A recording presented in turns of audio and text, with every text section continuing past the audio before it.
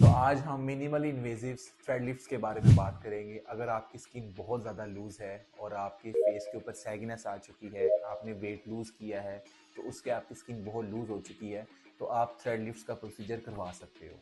तो थ्रेड्स दो टाइप्स के होते हैं, इसमें पीडीओ थ्रेड्स हैं और पीसीएल थ्रेड्स हैं। पीडीओ थ्रेड्स पॉलीडाइऑक्सिनोन थ्रेड्स हैं जो मोस्टली 6 से 8 मंथ्स के अंदर अंदर आपकी स्किन के नीचे डिजोल्व हो जाते हैं, जबकि पीसीएल थ्रेड्स पॉलीकैप्रोलैक्टोन थ्रेड्स होते हैं जो ऑलमोस्ट 18 से 24 मंथ्स के अंदर अंदर आपके स्किन के नीचे डिजोल्व होते हैं।